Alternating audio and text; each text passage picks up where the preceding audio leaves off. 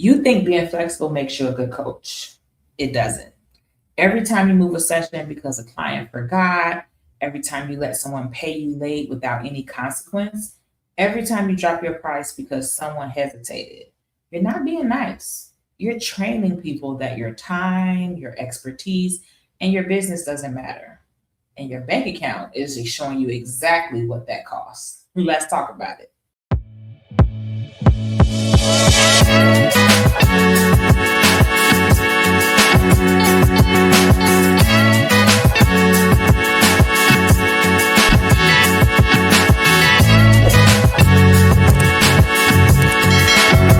Hey, Profit Partners, welcome back. I'm Mia Adams, and I teach financial coaches how to fire their inner secretary and step into their CEO era. If you want to stop winging it, land corporate contracts, and get paid what you're actually worth without burnout, you're in the right place. All right, let's get into today's topic. So, honestly, I see this all the time. You're a financial coach, you're passionate about what you do, you genuinely want to help people get right with their money. So when a client texts you at 9 p.m. asking to reschedule tomorrow's session for the third time this month, you say yes, even though you don't want to. When someone asks you if they can pay you next week instead of today, you say sure. Somebody asks you to push back on your pricing, so you immediately offer them a payment plan or knock off $100 or create a custom offer. You tell yourself this is good customer service. You tell yourself you're being understanding. You're telling yourself that this is what successful coaches do. They're flexible, they're accommodating, they meet people where they are. But here's what's really happening. You're operating your business like a hobby. But hobbies don't pay the bills. Every time you move a session with no consequence, you're teaching that client that your calendar doesn't matter. Every time you let somebody pay you late without any policy, you're teaching them that your invoices are only suggestions. So every time you drop your price without even asking, you're teaching the market that your expertise isn't worth what you say it is. And here's the part that nobody really talks about. It doesn't only cost you money in the moment, it costs you money in the long term because it's killing your credibility. When you operate without boundaries, without policies, without structure, you don't look flexible, to be honest. It makes you look desperate. Desperate coaches don't really get referred. They don't land the corporate contracts. They don't get taken as seriously. And I'm not saying you can't accommodate a client. I don't want to give the wrong idea. Emergencies happen. Life happens. Hell, life always gonna life. But there's a massive difference between having a structured policy that allows for occasional flexibility and running an entire business like a clearance rack at the going out of business sale. I'm keeping it real. If you're looking at the screen like, Nia, what is this costing me? Sometimes it's hard to see the full picture, so I'm going to help you out. First, it's costing you your time. When you let clients reschedule last minute with no consequence, you're left with gaps in your calendar. Now you can't fill them. That's an hour that you could have been working with a paying client. You could have been creating content, building systems. Instead, you're sitting there with dead time now because you're being nice. Multiply that by every cancellation, every reschedule, every can we push this back, and you've lost hours, maybe even days of revenue every single month, okay? The second is your cash flow, of course. When you let people pay you whatever they feel like paying you, it can't predict your income. It's hard. You can't invest back into your business because you don't actually know when the money is going to come in. So now you're running a business off vibes and hope instead of systems and structure. And that's kind of why you're stressed out every month. The third thing is your reputation. This is the one that might sting a little bit, but I need you to hear this. When you're constantly flexible, constantly accommodating, constantly bending over, you train people not to respect you. They don't see you as the expert that you are. So how will they value what you're offering? They see you as the coach who's so desperate for clients that you'll do anything to keep them. And that reputation spreads. You'll know people, you know how people talk? They tell their friends, oh, she's nice, but you can pretty much get her to do whatever. And that's not a reputation that lands you corporate contracts or high-paying clients.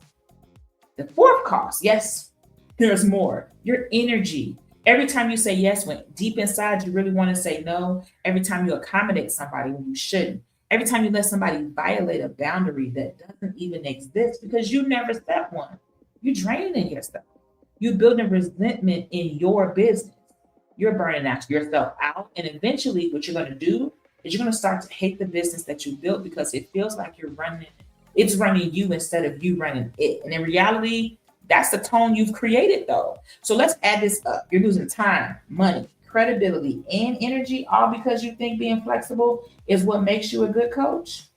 It's not. What makes you a good coach is getting results for your clients. It's the transformation in their lives after working with you. It's the mindset shifts that happen sometimes in that first session. I've had so many clients in tears in that first session just because of the relief they felt. And you can't do that if you're running a chaotic, boundaryless business that's draining you dry. So what do? Instead, implement policies, set boundaries, and communicate them clearly. And then this part, a lot of people skip because it's the hardest part, honestly. You have to enforce them. And this is what it looks like in practice. I'll give you a couple of examples. So a cancellation policy, make it clear. Maybe 48 hours notice for a full refund or reschedule, maybe 24 hours, whatever it is. Just make sure you communicate it up front, put it in your contract, stick to it. If a client cancels at the last minute, they lose that session or they have to pay a cancellation fee. No exceptions, no guilt. This is your business. Now I can already hear some of y'all saying, but Nia, what if they have an emergency? Well, here's what you do. You have a clause in your contract that says emergencies. I mean, real emergencies too. Not I forgot or something came up. They can be handled on a case-by-case basis with documentation.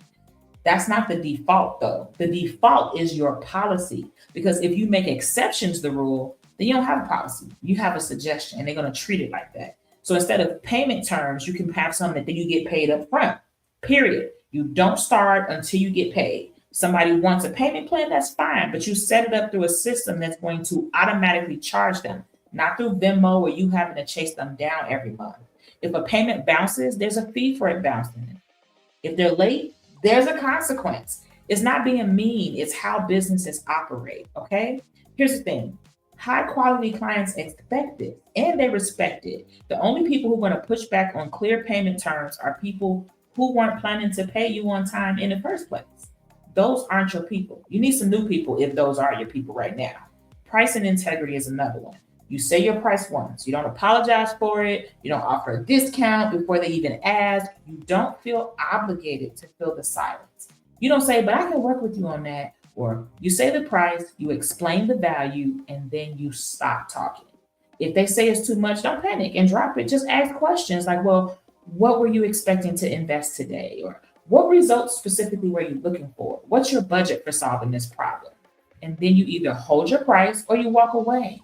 Because the truth is, every time you drop your price without a strategic reason, you're telling that client and everybody that they talk to that your price is negotiable. And once people know your pricing is flexible, they're going to always try to negotiate.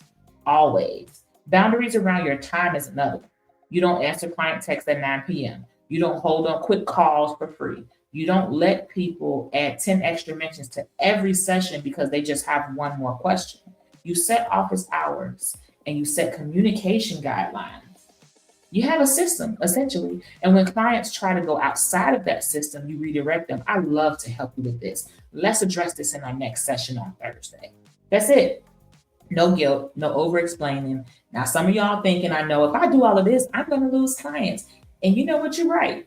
You will lose some. I'm not here to lie to you, but you're going to lose the ones that were never going to respect your business in the first place. I'm not saying like don't still under promise and over deliver. I'm not saying to be mean, rude, or disrespectful to anyone. Absolutely not. You'll lose the ones who were price shopping. You'll lose the ones who wanted access to you 24/7 for $200 a month. But look at what you'll gain: time, money, energy, respect, and clients who actually value what you do.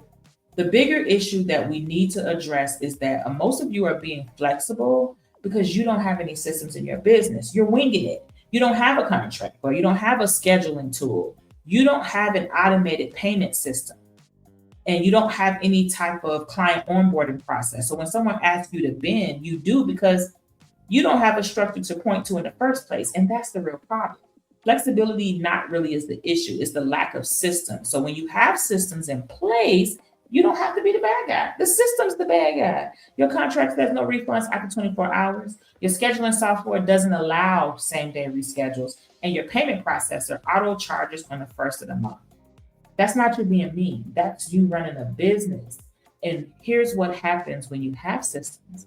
You stop losing money to chaos. You stop spending hours managing client drama and feeling guilty for enforcing your boundaries because the boundaries were set from day one and communicated. You start operating like the CEO you are instead of an overworked, underpaid secretary in your business. This is what I teach inside the Practice to Profit Accelerator. We don't talk about mindset. We talk about mindset, but we actually build actual systems, contracts, policies, processes. The goal is to let you stop winging it and start running a profitable, sustainable business because you can't scale chaos. And right now, that's what a lot of you are trying to do. So this is your homework. Yes, I'm gonna give you homework on YouTube. Go look at your business right now. Where are you being flexible? And that is costing you money.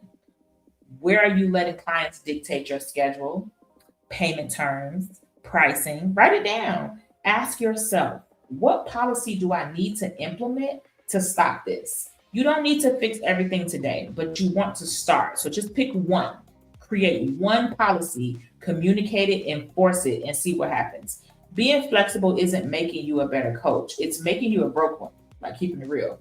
And you're better than that. So if you found this helpful, make sure you're subscribed to the channel, drop a comment. Let me know which boundary you're setting first. I'm curious. And if you want to help building any of these systems or actually make your business sustainable, I have a free profit audit. It's really kind of like a systems audit, but you can look at your business and be able to see where you're leaking money, where you need to fix it. I dropped that link in the description. It's time to stop practicing and start profiting.